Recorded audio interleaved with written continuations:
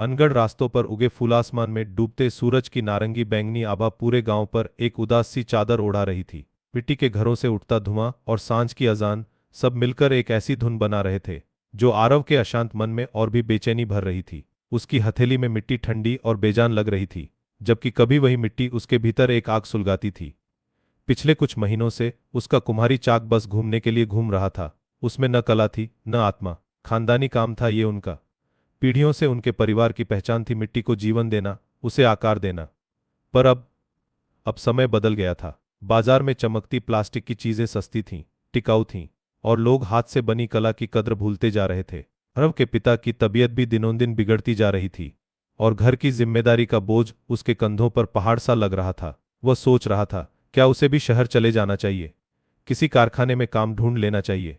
यह मिट्टी, यह चाक, यह सब बस एक असफल स्वप्न था। आरव, एक धीमी पर स्थिर आवाज ने उसे चौंका दिया। उसने घूम कर देखा। घर के आंगन के कोने में एक पीपल के पेड़ के नीचे बैठी अम्मा जी हाथ में एक अधूरा घड़ा लिए उसे निहार रही थीं।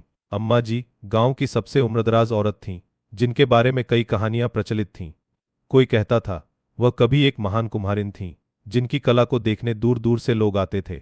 कोई कहता किसी त्रासदी ने उन्हें दुनिया से विरक्त कर दिया और अब वह बस अपने मन की मिट्टी से खेलती रहती हैं, बिना किसी मोल भाव के बनाए घड़े टेढ़े मेढ़े होते थे, पर उनमें एक अजीब सी शांति होती थी। क्या सोच रहा है बेटे? अम्मा जी की आवाज में ममता थी। आरव ने एक गहरी सांस ली। कुछ नहीं अम्मा जी, बस वही मिट्टी और मुकद्दर। अम्मा जी ने अपने अधूरे घड़े को घुमाते हुए कहा, मुकद्दर तो मिट्टी में भी होता है आरव।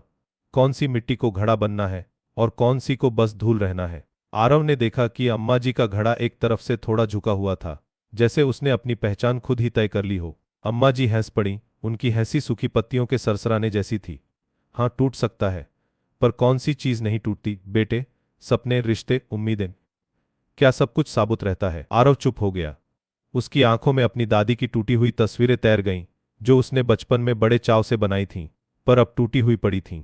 पर बाजार में कोई टूटा घड़ा नहीं खरीदेगा अम्मा जी, उसने कड़वाहट से कहा। यह बाजार की बात है आरव, उन्होंने समझाया, पर कुछ चीजें बाजार से ऊपर होती हैं। कला, प्रेम, जीवन, इन्हें तराजू में नहीं तोला जाता। मेरा परिवार, हमारा नाम सब बिखर रहा है। आरव की आवाज भारी हो गई। क्या करूं अम्मा जी? मिट्टी का स्वभाव है आरव, उन्होंने कहा। वह बनती है, टूटती है और फिर उसी धूल से नया जीवन लेती है। क्या तूने कभी देखा है एक पुराने घड़े के टुकड़ों से नए बीज उगते हुए? आरव ने कभी इस तरह सोचा ही नहीं था।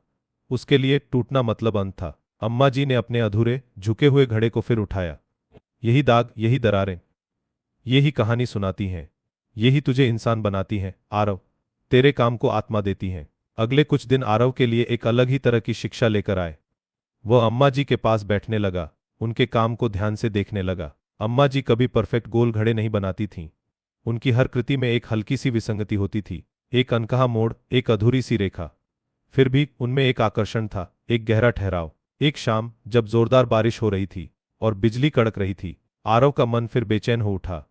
उसके बनाए कुछ घड़े सूखने के लिए बाहर रखे थे और वह उन्हें अंदर लाना भूल गया था। जब वह पहुंचा तो कई घड़े पानी के तेज बहाव में बह गए थे और जो बचे थे वे मिट्टी के ढेर बन चुके थे। बर्बाद नहीं आरव, मिट्टी कभी बर्बाद नहीं होती, वह बस अपना रूप बदलती है। उन्होंने एक टूटे हुए घड़े का टुकड़ा उठाया, जो अब भी अपना आकार बनाए हुए था, बस एक तरफ से कटा हुआ था। उस रात आरव ने अपनी दादी के साथ टूटे हुए घड़ों के टुकड़ों से कुछ नया बनाने की कोशिश की। पहले तो उसे अजीब लगा, जैसे वह किसी खंडित चीज को जोड़ने की कोशिश कर रहा हो, पर धीरे धीरे उन टूटे हुए टुकड़ों में उसे एक नया पैटर्न, एक नई कहानी दिखने लगी, जैसे जीवन के बिखरे पलों को जोड़कर एक सुंदर अनुभव बनाया जा रहा हो। उसने अपनी कला को फिर से खोजना शुरू किया। उसने परफेक्ट घड़े बनाना बंद नहीं किया, पर अब हर घड़े में एक अनगढ़ स्पर्श होता था, एक जानबूझकर छोड़ी गई कमी, जो उसकी रचना को एक अनोखा व्यक्तित्व देती थी। उसने अपने परिवार की पुरानी विधियों को आधुनिक तकनीकों के साथ मिलाया, पर उनमें अम्मा जी का दर्शन भी जोड़ा कि पूर्णता जरूरी नहीं, असल सुंदरता आत्मा में होती है। लोगों ने पहले तो इन खराब घड़ों को समझा नहीं, पर धीरे धीरे वे अम्मा जी के दर्शन को समझने लगे।